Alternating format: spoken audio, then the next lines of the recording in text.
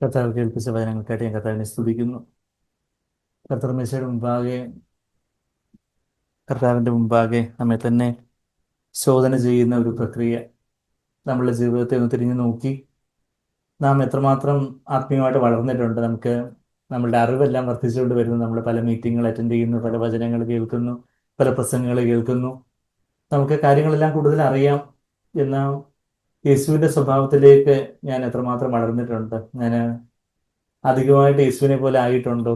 നമ്മൾ സാങ്ക്വേർ പറയുന്ന പോലെ നിങ്ങളുടെ ഭാര്യയോട് നിങ്ങൾ ചോദിക്കണം, നിങ്ങളുടെ ഭർത്താവിനോട് ചോദിക്കണം, കുഞ്ഞുങ്ങളോട് ചോദിക്കണം, ഞാൻ മുമ്പത്തെക്കാട്ടിൽ അച്ഛന് കൂടുതലായിട്ട് യേശുവിനെ പോലെ ആയിട്ടുണ്ടോ എന്ന് മക്കളോട് ചോദിക്കണം, ഭാര്യയോട്, ഭർത്താവിനോട്. നമ്മളുടെ ജീവിതത്തിൽ നിന്ന് തിരിഞ്ഞു നോക്കിക്കൊണ്ട് നമ്മളുടെ ജഡത്തിൽ നിന്ന് വെളിപ്പെടുന്ന പല കാര്യങ്ങളാണോ നമ്മളുടെ ജീവിതത്തിൽ പ്രോമിനൻ്റ് ആയിട്ട് നിൽക്കുന്നത്? അതോ ആത്മാവിൽ നിന്ന്, പരിശുദ്ധാത്മാവിൽ നിന്ന് യേശുവിൻ്റെ ജീവൻ വെളിപ്പെടുന്നുണ്ടോ? കർത്താവിൻ്റെ സ്വഭാവത്തിലുള്ള 5 കാര്യങ്ങൾ നമ്മൾ സ്നേഹം, താഴ്മ, ശുശ്രൂഷിക്കുന്ന മനോഭാവം, ക്ഷമിക്കുന്ന മനോഭാവം, ക്രൂസ് എടുക്കുന്ന മനോഭാവം എന്നുള്ള കാര്യങ്ങളൊക്കെ നമ്മൾ വിശദമായിട്ട് കേട്ടു. അപ്പോൾ യഥാർത്ഥത്തിലുള്ള യേശുവും വ്യാജനായ ഒരു അനദർ ക്രൈസ്റ്റ്, മറ്റൊരു യേശുവും തമ്മിലുള്ള ബേസിക് ആയിട്ടുള്ള ഒരു ഡിഫറൻസ് നമ്മൾ കേട്ടു. അതായത് മറ്റൊരു യേശു, മറ്റൊരു സുവിശേഷം, മറ്റൊരു ആത്മാവ് എന്ന് എവിടെ ബൈബിളിൽ പറയുന്നേ?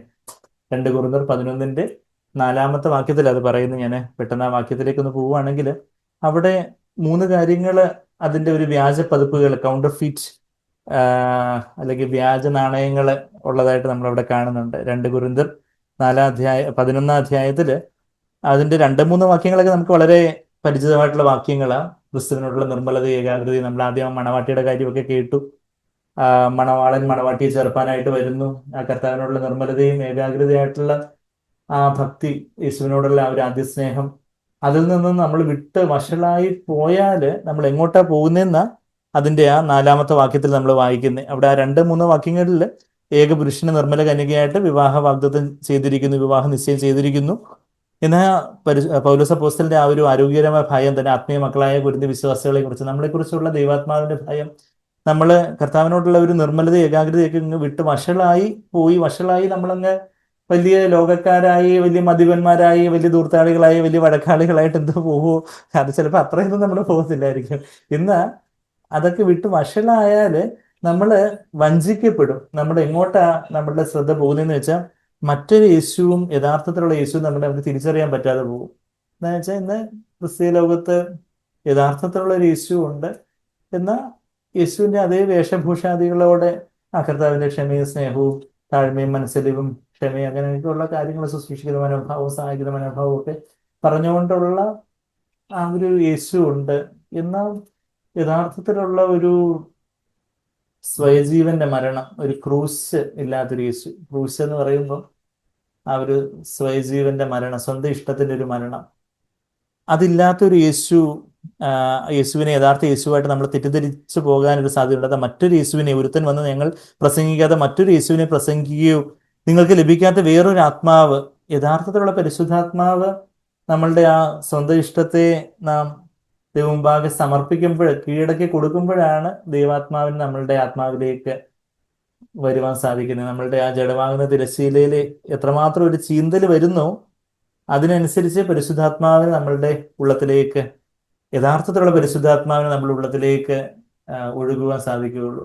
എന്നാൽ നമ്മളുടെ ദേഹിയുടെ തലത്തിലുള്ള പല പാട്ട് കേൾക്കുമ്പോഴോ അല്ലെങ്കിൽ ഡ്രംസ് വായിക്കുമ്പോഴോ അങ്ങനെ കീബോർഡ് വായിക്കുമ്പോഴോ ഒക്കെയുള്ള ചാട്ടവും തുള്ളലും അങ്ങനെയൊക്കെയുള്ള ഒരു ഉപരിപ്ലവമായുള്ള ഒരു ഇമോഷണലിസത്തിലുള്ള ഒരു വൈകാരിക ഇളക്കപ്പെരുപ്പത്തിലുള്ള വേറൊരു ആത്മാവും, അത് പരിശുദ്ധാത്മാവ് എന്നൊക്കെയുള്ള ഒരു, അപ്പം ശബ്ദം വിറപ്പിക്കുന്നു അല്ലെങ്കിൽ വേറെ പല രീതിയിലുള്ള ചില പ്രകടനങ്ങളും കാര്യങ്ങളും ഒക്കെ ആയിട്ട് അത് പരിശുദ്ധാത്മാവായിട്ട് തിരിതിരിച്ചു പോകുന്ന ഒരുപാട് പേര്. നമ്മൾ അവരാരെയും കല്ലെറിയാനല്ല. എന്നാൽ നമ്മളുടെ ജീവിതത്തിലും ഈ യഥാർത്ഥത്തിലുള്ള പരിശുദ്ധാത്മാവ് എവിടാ? നമ്മൾ ആദ്യമായിട്ട് രക്ഷിക്കപ്പെട്ടപ്പോഴാണ് പരിശുദ്ധാത്മാവ് നമ്മളുടെ ഉള്ളത്തിലേക്ക്, നമ്മുടെ ഹൃദയത്തിലേക്ക് ആദ്യം വന്നേ. ഇപ്പൊ യഥാർത്ഥത്തിൽ നമ്മൾ രക്ഷിക്കപ്പെട്ടപ്പം ആദ്യം അവിടെ ഒരു ക്രൂശിന്റെ ഒരു ചെറിയ അനുഭവം ഉണ്ടായിരുന്നു. ഞാൻ ആദ്യമായിട്ട്, കർത്താവേ, എന്റെ ഇഷ്ടം പോലെ എനിക്ക് വേണ്ട, അവിടുത്തെ ഇഷ്ടം പോലെ ഞാൻ ജീവിക്കാനായിട്ട് എന്നെ തന്നെ ഏൽപ്പിക്കുന്നു എന്ന് ഞാൻ ആദ്യമായിട്ട് എൻ്റെ സ്വന്തം ഇഷ്ടത്തെ യേശുവിന്റെ മുമ്പാകെ എപ്പം ഞാൻ താഴ്ത്തി ഏൽപ്പിച്ചു, അപ്പോഴാണ് ഞാൻ അറിഞ്ഞാലും അറിഞ്ഞില്ലെങ്കിലും ആദ്യമായിട്ട് ഞാൻ രക്ഷയുടെ അനുഭവം എനിക്ക് അപ്പോഴാണ് വരുന്നത്. പിന്നീട് രക്ഷയുടെ വളർച്ച എന്ന് പറയുന്ന ഈ ക്രൂശിന് അനുഭവം ഞാൻ പറഞ്ഞതെന്ന് വെച്ചാൽ ആ പരിശുദ്ധാത്മാവ് യഥാർത്ഥത്തിലുള്ള പരിശുദ്ധാത്മാവ് ആ ഒരു ക്രൂശിന്റെ വഴിയിലൂടെയാണ് യഥാർത്ഥത്തിലുള്ള പരിശുദ്ധാത്മാവിന്റെ ഒരു പ്രവർത്തനം. അപ്പം യഥാർത്ഥത്തിലുള്ള യേശു ക്രൂശുള്ള ഒരു യേശുവ. നമ്മളെ ഇപ്പൊ പാടിയ ആ വരികള് ഹെൻറി ബ്രദർ പിന്നെ എടുത്തത് പ്രാർത്ഥിക്കുകയൊക്കെ ചെയ്തു. അതായത് യെരൂശലേം വേദിയിലൂടെ കുരിശെടുത്ത് രക്തം ചിന്തി കർത്താവ് ഒരു രക്തം ചിന്തി ഒരു വഴി കൂടെ യെരൂശലേം വീതിയിലൂടെ പോയി. അങ്ങനെ എനിക്ക് ജീവന്റെ ഒരു പുതുമാർഗം ജീവന്റെ പുതുമാർഗത്തിൽ നടക്കുവാനായിട്ട് കർത്താവ് ആ രക്തം ചിന്തി കർത്താവ് ഒരു വഴി തുറന്നു എന്നുള്ളൊരു കാര്യം നമ്മൾ കേട്ടു. ആ ക്രൂശ് എടുത്ത് പോയ കർത്താവ് നമുക്ക് വേണ്ടി ക്രൂശ് എടുത്ത് പോയി. എന്നാൽ നമ്മളും ഇന്ന് കർത്താവ് പോയ ആ വഴിയിൽ നമ്മൾ പോകുമ്പോഴാണ് നമ്മൾ യഥാർത്ഥ യേശുവിനെ അനുഗമിക്കുന്നതും യഥാർത്ഥത്തിലുള്ള പരിശുദ്ധാത്മാവും. അതാണ് യഥാർത്ഥത്തിലുള്ള ഒരു സുവിശേഷവും. വേറൊരു സുവിശേഷമുണ്ട് എന്നുവെച്ചാൽ നിങ്ങൾക്ക് എന്ത് വേണോ അതൊക്കെ ചോദിച്ചു അതൊക്കെ കിട്ടാൻ അതൊക്കെ തരാൻ വേണ്ടി ഒരു യേശു ഇരിപ്പുണ്ട്. നമ്മളുടെ സ്വാർത്ഥ ലാഭങ്ങളെ നമ്മുടെ ജടിക ഇഷ്ടങ്ങളെ നമുക്ക് health and wealth prosperity gospel അങ്ങനെ ഒരു വേറൊരു സുവിശേഷമുണ്ട്.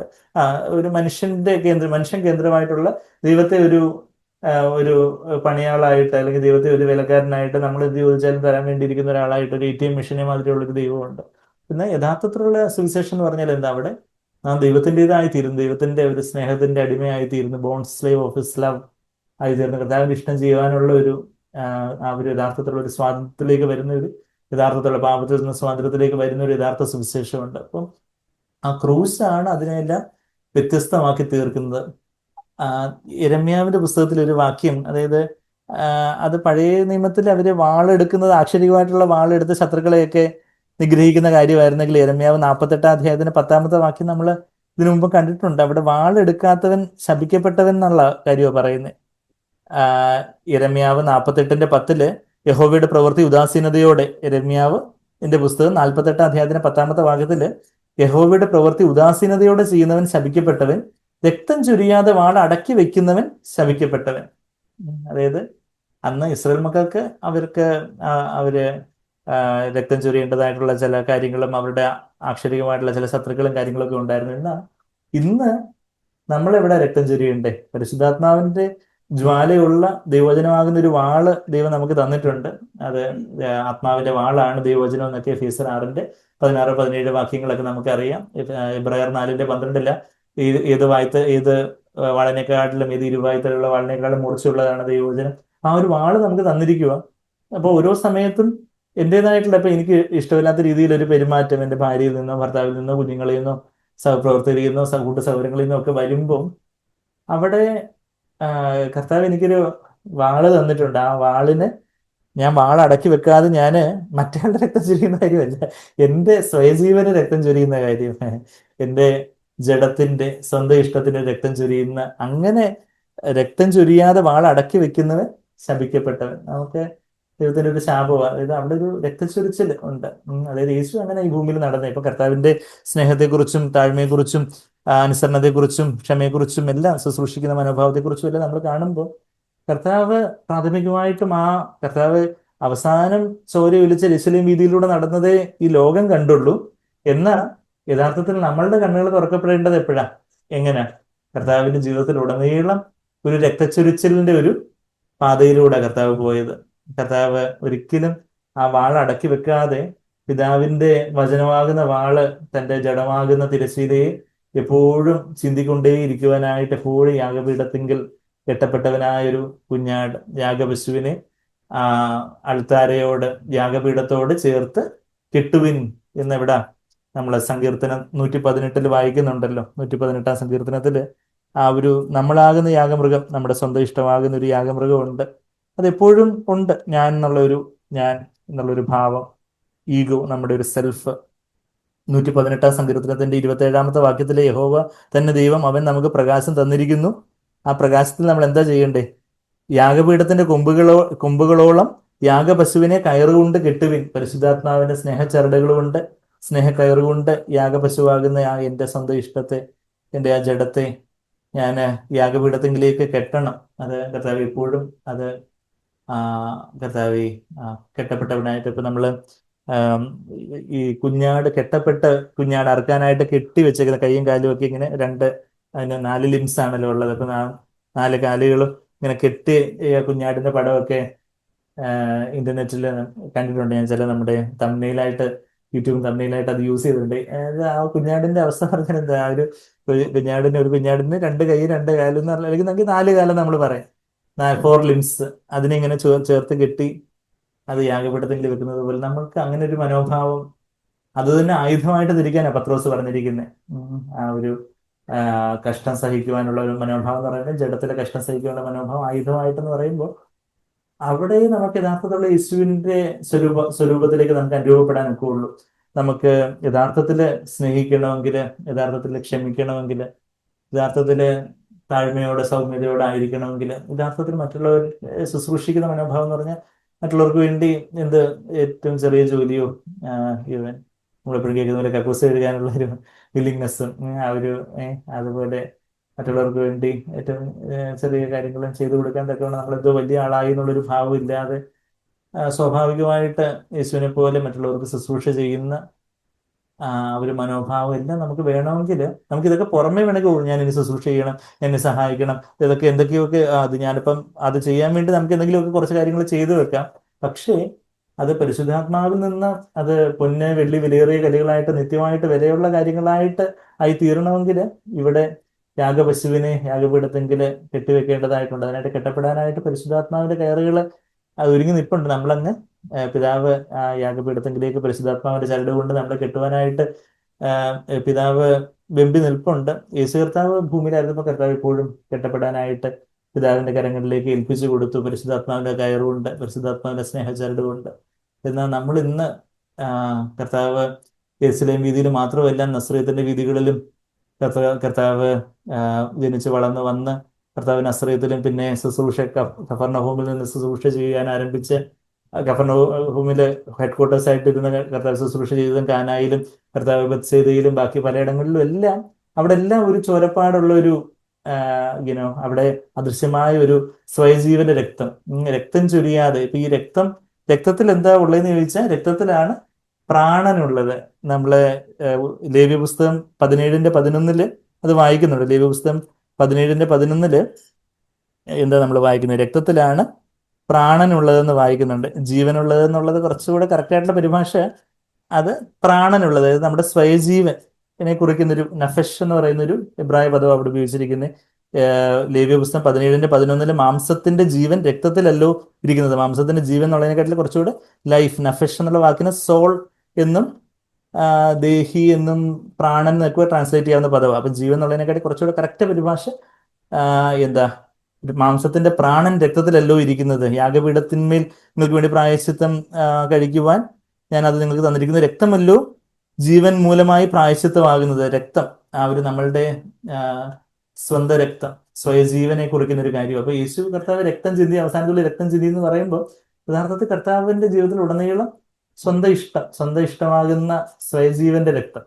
നമ്മള് ഈവൻ ഉൽപ്പത്തി 9:4 ഇതേ കാര്യം തന്നെ, രക്തത്തിൽ ആ ജീവൻ എന്നുള്ളൊരു കാര്യം നോഹയോടുള്ള ബന്ധത്തിലും ഉൽപ്പത്തി 9:4 നമ്മൾ കാണുന്നുണ്ട്. ഉൽപ്പത്തി 9:4 പ്രാണനായിരിക്കുന്ന രക്തത്തോടുകൂടി മാത്രം നിങ്ങൾ മാംസം തിന്നരുത്. പ്രാണനായിരിക്കുന്ന രക്തം, അതായത് it's life, that is it's blood.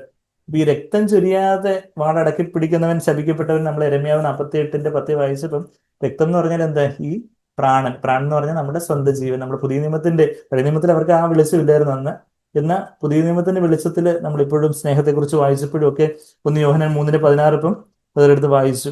എവിടെ? 1 യോഹന്നാൻ 3:16 യഥാർത്ഥത്തിലുള്ള ഒരു സ്നേഹം വരണമെങ്കിൽ എനിക്ക് എൻ്റെ ഭാര്യയും മക്കളെയും കൂട്ടുസൗരങ്ങളെയൊക്കെ നമുക്ക് സ്നേഹിക്കുന്നു എന്ന് പറയാം. നമ്മളോട് നന്നായിട്ട് പെരുമാറുന്നവരോട് നമുക്കൊരു സ്നേഹമുണ്ട്, നമുക്കൊരു മമതയുണ്ട്. എന്നാൽ യഥാർത്ഥത്തിൽ ഇതൊരു 1 Corinthians 13 ഉതിർന്നു പോകാത്ത സ്നേഹമാണോ എന്ന് എങ്ങനെ നമുക്ക് അറിയുന്നതെന്ന് ചോദിച്ചാൽ, പല സാഹചര്യങ്ങളിലൂടെ കടന്നു പോകുമ്പോൾ അവിടെ നമുക്ക് ഒരു ജഡത്തിന്റെ ഒരു ഇറിറ്റേഷനും ഒരു അസ്വസ്ഥതയും എരിച്ചിലും പകയും, അതെന്താ അങ്ങനെ, ഇതെന്താ ഇങ്ങനെ, പല എക്സ്പെക്ടേഷൻസ്. എൻ്റെ ഭാര്യ എന്താ ഇങ്ങനെ പെരുമാറി, എൻ്റെ ഭർത്താവ് എന്താ ഇങ്ങനെ ചെയ്യുന്നേ, അല്ലെങ്കിൽ മക്കൾ അങ്ങനെ ഇങ്ങനെ വെച്ചാൽ നമ്മൾ ശരിയാണ്, നമ്മൾ ചില കാര്യങ്ങളൊക്കെ ഫേമായിട്ട് സ്ട്രിക്റ്റ് ആയിട്ടൊക്കെ ആത്മാവിന്റെ കാർക്കശ്യത്തോടൊക്കെ പറയേണ്ട കാര്യങ്ങളൊക്കെ ഉണ്ട്. എന്നാൽ ഒരു ജഡത്തിന്റെ ഒരു എരിച്ചിൽ വരാതെ, അസ്വസ്ഥത വരാതെ ആയിരിക്കണമെങ്കിൽ 1 യോഹന്നാൻ 3:16 എങ്ങനെയാ സ്നേഹിക്കുന്നത്? യോഹന്നാൻ 3:16 ദൈവം നമ്മെ സ്നേഹിച്ചു, തന്റെ ഏകജാതനായ പുത്രനെ തരുവാൻ തക്കവണ്ണം സ്നേഹിച്ചു എന്നുള്ള കാര്യം യോഹന്നാൻ 3:16 നമുക്ക് എല്ലാവർക്കും അറിയാം. എന്നാൽ 1 യോഹന്നാൻ 3:16 നമ്മൾ എങ്ങനെയാ സ്നേഹിക്കേണ്ടത്? അവൻ നമുക്ക് വേണ്ടി തന്റെ പ്രാണനെ വെച്ചു കൊടുത്തതിനാൽ, അതായത് സ്വന്തം ഇഷ്ടത്തെ രക്തം ചൊരിഞ്ഞതിനാൽ കർത്താവ് വാളടക്കി വെക്കാതെ രക്തം ചൊരിഞ്ഞ അതാണ് യഥാർത്ഥത്തിലുള്ള യേശു. അതാണ് യഥാർത്ഥത്തിലുള്ള യേശുവിന്റെ സ്നേഹം, യഥാർത്ഥ യേശുവിന്റെ താഴ്മ, യേശുവിന്റെ ശുശ്രൂഷിക്കുന്ന മനോഭാവം, കർത്താവിന്റെ ആ ഒരു സൗമ്യത, ഇതെല്ലാം ഇതെല്ലാം താൻ പിതാവിന് മുമ്പാകെ ഒരു പൂജ്യമായിട്ട്, ഒരു വട്ടപൂജ്യമായിട്ട് യേശു എപ്പോഴും ഒരു യാഗപീഠത്തെങ്കിൽ കെട്ടപ്പെട്ട ഒരു യാഗപശുവിനെ പോലെ കർത്താവ് തന്നെ തന്നെ സമ്പൂർണ്ണമായിട്ട് പിതാവിന് മുമ്പാകെ താഴ്ത്തി ഒരു പൂജ്യമായിട്ടായിക്കൊണ്ടേയിരുന്നു. അപ്പൊ അതുകൊണ്ട് തന്റെ ആ ജഡമാകുന്ന തിരശ്ശീല നിരന്തരമായിട്ട് ചീന്തുവാനായിട്ട് ആ പിതാവിൽ നിന്നുള്ള വചനത്തിന്റെ വാളിനെ അനുവദിച്ചതുകൊണ്ട് അളവില്ലാതെ ആത്മാവിനെ പ്രാപിക്കുവാന് യേശുവിന് സാധിച്ചു. യേശുവിൽ നിന്ന് ജീവജലത്തിന്റെ നദികൾ ഒഴുകി കർത്താവിന്റെ വാക്കുകളും പ്രവൃത്തികളും ഒക്കെ മറ്റുള്ളവർക്ക് ജീവൻ നൽകുന്നതായിരുന്നു. നമ്മുടെ ജീവിതത്തിൽ അതുപോലൊരു രക്തച്ചൊരിച്ചില് മറ്റേ കർത്താവ് യെരൂശലേം വീതിയിലെ കുരിശെടുത്ത് രക്തം ചൊരിഞ്ഞു പോയി എനിക്ക് ഒരു പുതുജീവന്റെ ഒരു പുതിയ പാത, ജീവന്റെ ഒരു പുതുവഴി എനിക്ക് ഒരുക്കി.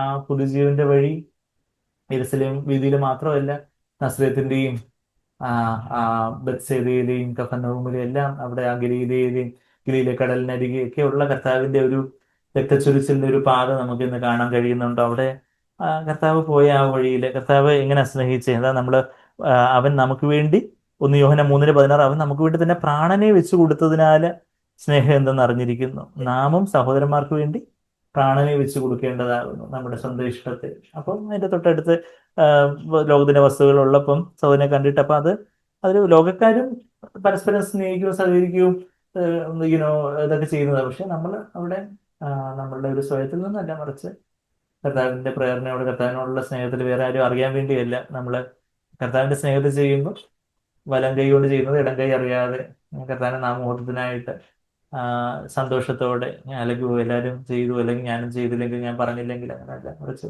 അവിടെ ഒരു യഥാർത്ഥത്തിലുള്ള ഒരു രക്തച്ചൊരിച്ചിലുണ്ട്. കർത്താവെ എന്റെ ഇഷ്ടം പോലെ അവിടുത്തെ ഇഷ്ടത്തിലേക്ക് ഞാൻ എന്നെ തന്നെ ഏൽപ്പിച്ചു തരുന്നു. അങ്ങനെ ആ ക്രൂസ് എടുത്ത് പോയ ആ യേശുവിനെ നമ്മൾ കാണുവാണെങ്കിൽ പിതാവിന്റെ ഇഷ്ടം മാത്രം ചെയ്തു, അതായത് ഞാൻ എന്റെ ഇഷ്ടമല്ല പിതാവിന്റെ ഇഷ്ടം ചെയ്യുവാൻ അത്രേ വന്നിരിക്കുന്നത്. നമുക്ക് ആ വാക്യം എല്ലാവർക്കും നമുക്കറിയാം, യോഹന്നാൻ 6:38. പിന്നെ കർത്താവിനെ പറയുന്നുണ്ട് പിതാവ് ചെയ്ത് കാണിച്ചിരുന്നല്ലാതെ ഞാൻ ഒന്നും ചെയ്യുന്നില്ല എന്ന് പറയുമ്പോൾ അവിടെ ഒരു ക്രൂസിന്റെ പാതയാണ്. അതായത് തനിക്ക് സ്വതവേ ഓഫ്കോഴ്സ് ഒരു മനുഷ്യനായിട്ടായിരിക്കുമ്പോൾ സ്വതവേ പല കാര്യങ്ങളും ചിന്തിക്കാനും പറയാനും പെരുമാറാനും ഒക്കെ കർത്താവിന് കഴിയുമായിരുന്നു. പക്ഷെ അവിടെയൊക്കെ കർത്താവ് എന്താ ചെയ്തേ, കർത്താവ് പിതാവിന്റെ ഒരു പ്രേരണയോടുകൂടി മാത്രം മുമ്പോട്ട് പോകാന് ആത്മാവിന്റെ ചിന്ത ജീവനും സമാധാനവുമാണ്. ഇവിടെ റോമർ 8:6 നമ്മളതാ വായിക്കുന്നത്. അപ്പം പരിശുദ്ധാത്മാവ് എനിക്ക് ഈ ഒരു കാര്യം അതിലൂടെ ഈ കാര്യം ചെയ്യണോ വേണ്ടയോ എന്നുള്ളൊരു കാര്യം പിതാവിന് മുമ്പാകെ വെക്കുമ്പോൾ അവിടുത്തെ ജീവന് സമാധാനമില്ല. അത് ദൈവത്തിന്റെ ഒരു ലീഡിങ് ഇല്ല, പിതാവിന്റെ ഒരു പച്ചക്കൊടി അവിടെ കാണുന്നില്ല. അപ്പൊ ഞാൻ വെയിറ്റ് ചെയ്യാം. അപ്പൊ ഞാൻ പിതാവിനെ നയിക്കുന്നത് പോലെ പിതാവ് ചെയ്ത് കാണിച്ചു തരുന്നത് പോലെ കർത്താവ് എപ്പോഴും ഒരു ഭുജമായിട്ട് പിതാവിന് മുമ്പാകെ ആയിരുന്നപ്പം പിതാവിനെ തന്നെ മുമ്പിൽ കണ്ടുകൊണ്ട് ജീവിക്കും. ഓരോ സാഹചര്യത്തിലും യേശു പിതാവ് എന്താണോ കാണിച്ചു തരുന്നത്, എങ്ങനെ പറയണം, എന്നത് പറയണം, നമ്മളുടെ ഹൃദയത്തില് ആ ഒരു ആത്മാവിന്റെ സ്വാതന്ത്ര്യത്തിലുള്ള കാര്യങ്ങൾ മാത്രം കർത്താവ് ചെയ്തു. ചില കാര്യങ്ങൾ ചില സമയത്ത് കർത്താവിന് അവിടെ ആ പാപിനിയായ സ്ത്രീയെ പിടിച്ചുകൊണ്ട് വന്ന് കല്ലെറിയട്ടെ എന്ന് ചോദിക്കുമ്പോൾ പെട്ടെന്ന് എന്ത് ഉത്തരം പറയണം എന്നുള്ളൊരു കാര്യം പിതാവിൽ നിന്നൊരു പച്ചക്കൂടെ കിട്ടിയില്ല. അപ്പൊ കർത്താവ് അവിടെ നിലത്തിരുന്ന് എഴുതിക്കൊണ്ടിരിക്കുക, ഞാൻ സ്ക്രിബിൾ ചെയ്തോണ്ടിരിക്കും, പിതാവ് അങ്ങനെ നിന്നൊരു വ്യക്തമായിട്ടുള്ളൊരു ആ ഒരു പച്ചക്കൂടി വേണം. കർത്താവ് നമ്മളെപ്പോലെ മനുഷ്യനായിട്ടാണ് പറഞ്ഞത്. കർത്താവ് സർവശക്തനായ സർവജ്ഞനായ കർത്താവ് എന്ന കർത്താവ് തന്നെ ഒഴിച്ചൊരു ഭൂമിയിൽ മനുഷ്യനായ പോലെ വന്നു. അപ്പം എന്തെങ്കിലും ഒരു കാര്യം ഓരോ കാര്യത്തിലും ഇപ്പൊ കഴിഞ്ഞ ദിവസം തന്നെ സാക്ബിന്റെ മെസ്സേജ് ഒക്കെ വരുന്നത്, ആ ശിഷ്യന്മാരെ തിരഞ്ഞെടുക്കാൻ വേണ്ടി കർത്താവിന് ഒരു രാത്രി മുഴുവൻ പ്രാർത്ഥിക്കേണ്ടതുണ്ടായിരുന്നു. ഇപ്പം സ്വർഗത്തിൽ നിന്ന് ഇങ്ങനെ പേരിന്റെ ഒരു ലിസ്റ്റ് ഇങ്ങനെ നമ്മൾ ഈ ATM മെഷീനിലൊക്കെ പെട്ടെന്ന് ഇങ്ങനെ ഒരു ലിസ്റ്റ് വരുന്നത് പോലെ ആയിരുന്നെങ്കിൽ ഒരു 10 സെക്കൻഡ് മതിയായിരുന്നു അല്ലേ? 12 ശിഷ്യന്മാരുടെ പേര് കിട്ടാൻ ഏതാണ്ട് വലിയ പാടുണ്ട്. സ്വർഗത്തിൽ നിന്ന് പെട്ടെന്ന് അച്ചടിച്ചതുപോലെ 1 2 3 4 12 അവസാനത്തെ യൂദാസിനെയും കൂടെ അങ്ങ് വെച്ചേര് എന്ന് പറഞ്ഞൊരു ലിസ്റ്റ് അങ്ങ് അടിച്ചു കൊടുക്കുമായിരുന്നെങ്കിൽ അത്രമാത്രം പ്രാർത്ഥിക്കേണ്ട കാര്യമുണ്ട്. എന്നാൽ യേശു നമ്മെപ്പോലെ ഒരു മനുഷ്യനായതുകൊണ്ട് കർത്താവിന് പിതാവിന്റെ മുമ്പാകെ ഓരോ പേരുകൾ കൊണ്ടുവരുന്നു. തന്റെ കൂടെ ഒരുപാട് പേരുണ്ട്. എന്നാൽ തന്റെ ഈ ശുശ്രൂഷ ഇനി ലോകാവസാനത്തോളം അത് തുടരേണ്ടതായിട്ടുള്ള ആ ഒരു 12 ശിഷ്യന്മാര് അവരെ തിരഞ്ഞെടുക്കുകയാണ്. അപ്പൊ ഇത്ര പ്രധാനപ്പെട്ട ഒരു കാര്യം. ഇപ്പം പിതാവിന്റെ മുമ്പാകെ ഇരുന്ന ഓരോ കാര്യവും കർത്താവ് സ്വന്തം ഇഷ്ടം, തന്റെ ഒരു ഫേവറേറ്റിസം, എന്റെ ബന്ധുവാണ് അല്ലെങ്കിൽ എനിക്ക് കുറച്ചുകൂടെ അറിയാവുന്ന ആളാണ് എന്നുള്ള രീതിയിലല്ല, എന്നാൽ ഒരു ഫേവറേറ്റിസം, ഒരു പക്ഷപാതമൊന്നും ഇല്ലാതെ പിതാവിന്റെ മുമ്പാകെ ഓരോ പേരും കൊണ്ടുവന്ന് പ്രാർത്ഥിക്കുകയാണ്. പിതാവ് ഇത് വേണോ, ഈ പേര് വേണോ. അപ്പം ആദ്യം കുറച്ച് പ്രാർത്ഥിച്ചപ്പോഴത്തേക്കും പത്രോസിന്റെ പേരും യാക്കോബ് യോഹന്നാനൊക്കെ ടിക്കായി.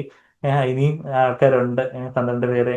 അപ്പൊ ഓരോ കാര്യം അത് പിതാവിന്റെ ഒരു സ്വർഗത്തിൽ നിന്ന് ഒരു അനൗൺസ്മെന്റ് ഒന്നും ഇല്ല, എന്നാൽ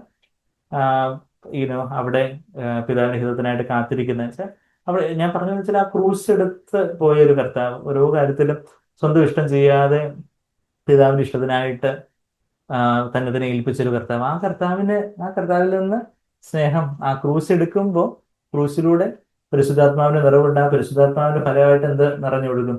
സ്നേഹം. മറ്റുള്ളവരുടെ ആ ഒരു ആത്യന്തികമായിട്ടുള്ള ഒരു നന്മയും അവരുടെ നിത്യതയെക്കുറിച്ചുള്ള ഒരു കാര്യം അവനെ ആ എന്താ പറയുക, ഒരു ഞാൻ ഒരു മർക്കോസ് മർക്കോസിന്റെ സുവിശേഷത്തിൽ അതിന്റെ 10:21 അവിടെ യേശു യേശുവിന് സ്നേഹം തോന്നി എന്ന് പറഞ്ഞ്, യേശുവിന് എല്ലാവരോടും സ്നേഹം തോന്നി, എന്നാൽ അവിടെ ആ റിച്ച് യങ് റൂളർ, ആ ധനികനായ യുവപ്രമാണിയോട് സ്നേഹം തോന്നി എന്ന് പ്രത്യേകമായിട്ട് പരിശുദ്ധാത്മ എടുത്ത് പറഞ്ഞിട്ട്, അപ്പൊ നമ്മൾ വിചാരിക്കും മർക്കോസ് 10:21 യേശു അവനെ നോക്കി അവനെ സ്നേഹിച്ച് സ്നേഹിച്ച് നിനക്ക് എന്റെ കൂടെ അങ്ങ് പോന്നോ, നീ എനിക്ക് നിന്നോട് സ്നേഹമുണ്ട് അതുകൊണ്ട് നീ എന്റെ കൂടെ അങ്ങ് പോന്നോ എന്ന് പറയും. നമ്മൾ വിചാരിക്കും സ്നേഹം തോന്നിട്ട് കർത്താവ് എന്താ പറഞ്ഞേ, നിനക്കൊരു കുറവുണ്ടെന്നാണ് പറഞ്ഞേ. പക്ഷെ കർത്താവ് നമ്മളുടെ സ്നേഹം എന്ന് പറഞ്ഞാൽ എന്തോ നമ്മളിപ്പോ ഒന്നും കുറവൊന്നും പറയാതെ കുറ്റമൊന്നും പറയാതെ ഇങ്ങനെ അങ്ങനെ പോകുന്നത്. എന്നാൽ കർത്താവിന്റെ ദിവ്യ സ്നേഹത്തില് അവിടെ ഒരു അവന്റെ ആത്യന്തികമായിട്ടുള്ള നന്മയ്ക്കായിട്ട് അവന്റെ ആ ഒരു കുറവ് ചൂണ്ടിക്കാണിക്കണം. അതാ മർക്കോസ് 10:21 യേശു അവനെ നോക്കി അവനെ സ്നേഹിച്ച്, ഒരു കുറവ് നിനക്കുണ്ട്, നീ പോയി നിനക്കുള്ളതെല്ലാം വിറ്റ് അവനോടുള്ള ഇവനെ എങ്ങനെയെങ്കിലും ഒക്കെ അകറ്റി കളയണം, ഇവനെ അങ്ങ് പോകണം എന്നുള്ള വിചാരിച്ചു അവനോടുള്ള സ്നേഹം കൊണ്ട് കർത്താവ് പറഞ്ഞു, ആ ഒരു ദിവ്യ സ്നേഹം. നമുക്ക് അതുപോലൊരു സ്നേഹമുണ്ടോ? ചില കാര്യങ്ങള് കർക്കശമായിട്ട് നമ്മൾ കുഞ്ഞുങ്ങളോടൊക്കെ പറയേണ്ട കാര്യത്തിൽ അവിടെ ഒരു സ്നേഹം, പല കാര്യങ്ങളും ആ ഒരു തിരിച്ച് പ്രതികരിക്കേണ്ടാത്തതായിട്ടുള്ള സാഹചര്യത്തിൽ മരിക്കാനുള്ള ഒരു സ്നേഹം, ചില കാര്യങ്ങൾ ആത്മാവിന്റെ ഒരു പ്രേരണയിൽ പറയാനുള്ള ഒരു സ്നേഹം. പിന്നെ നമ്മൾ ആ കർത്താവിന്റെ ആ ഒരു താഴ്മ, കർത്താവിന്റെ ഒരു സൗമ്യത, ബാക്കിയുള്ളവർ ശകാരിക്കുമ്പോഴൊന്നും ഒന്നും മിണ്ടാതെ അവരെ അനുഗ്രഹിക്കുന്ന, നിങ്ങളെ ഉപദ്രവിക്കുന്നവർക്ക് വേണ്ടി പ്രാർത്ഥിക്കുവിൻ എന്നാണ് ലൂക്കോസ് 6:27 നമ്മൾ വായിക്കുന്നത്. പിന്നെന്താ? ശുശ്രൂഷിക്കുന്ന മനോഭാവം, ആ ഒരു എന്ത് നമുക്ക് എന്തെങ്കിലും മറ്റുള്ളവർക്ക് എന്തെങ്കിലും ഒരു ഉപകാരം ചെയ്യാൻ പറ്റുന്ന കാര്യങ്ങളുണ്ടെങ്കിൽ അവിടെ ഒരു എക്സ്ട്രാ മൈൽ പോവുകയാണെങ്കിൽ ഒരു ഉപകാരം ചെയ്യാനോ നമുക്കൊന്ന് ശുശ്രൂഷിക്കാനോ എന്തെങ്കിലും ഒരു ഹെൽപ്പ് ചെയ്യാനോ ഒക്കെ പറ്റുന്ന കാര്യങ്ങൾ നമ്മൾ എന്തെങ്കിലുമൊക്കെ മാർക്കറ്റിലൂടെ കടന്ന് ചെയ്യാനല്ല, കർത്താവിന്റെ പ്രേരണയോടെ കർത്താവ് നമുക്ക് കാണിച്ചു തരുന്ന കാര്യങ്ങൾ നമുക്ക് അവസരങ്ങൾ തരുമ്പോൾ അതൊക്കെ ചെയ്യാനും. പിന്നെ ക്ഷമിക്കുന്ന കാര്യം, അവിടെ ഹൃദയത്തിൽ നിന്ന് ക്ഷമിക്കുന്നതിനെ കുറിച്ചിട്ട് മത്തായി 18:35 ഉപമയൊക്കെ പറഞ്ഞിട്ട് കർത്താവ് പറയുന്നുണ്ട്. ഹൃദയത്തിനകത്ത് നിന്ന് മറ്റുള്ളവരെ അവരെ നമുക്ക് എന്തെങ്കിലും ഒരു പ്രയാസം വരുത്തുന്നവരെയൊക്കെ കഴിഞ്ഞാൽ ഒരു ഫ്യൂച്ചർ ഫൊർഗീവ്നെസ് നമ്മളിപ്പോഴും സൈൻബേർ എന്നിട്ട് ഈയിടെ കേൾക്കാറുണ്ട്. എന്ന് വെച്ചാൽ ഇതുവരെ പറഞ്ഞിട്ടുള്ളവർ മാത്രമല്ല, ഇനി ഞാൻ മരിക്കുന്നിടം വരെ, ഇനി മരിച്ചു കഴിഞ്ഞതിന് ശേഷം ആരെങ്കിലും എനിക്കെതിരെ കുടുംബത്തിനെതിരെ ആരെന്തെങ്കിലും ഒക്കെ പറഞ്ഞാൽ കർത്താവ് ഞാൻ ഇപ്പോഴേ അങ്ങ് ക്ഷമിച്ചിരിക്കുന്നു, ഫ്യൂച്ചർ ഫൊർഗീവ്നെസ് എല്ലാം ഓൾറെഡി ക്ഷമിച്ചു കഴിഞ്ഞിരിക്കുന്നു, ഇനി ആരെങ്കിലും നിങ്ങൾ പറയോ ഞാൻ ഓൾറെഡി ക്ഷമിച്ച ആ ഒരു ആറ്റിറ്റ്യൂഡ്. അതാണ് ക്രൂസ് എടുത്തു പോയ ഒരു കർത്താവ്, ഒരു യഥാർത്ഥത്തിലുള്ള യേശുവിനെയും യഥാർത്ഥത്തിലുള്ള സുവിശേഷത്തെയും യഥാർത്ഥത്തിലുള്ള ആത്മാവിനെയൊക്കെ പ്രാപിക്കാൻ തക്കവണ്ണം നമുക്ക് ആ ക്രൂസിന്റെ വഴിയെ പോകാം. അത് പുനരുദ്ധാനത്തിന്റെ വഴിയാണ്, അത് വലിയൊരു സന്തോഷത്തിന്റെയും സ്വാതന്ത്ര്യത്തിന്റെയും വഴിയാണ് കർത്താവ് നമ്മളെ സഹായിക്കും.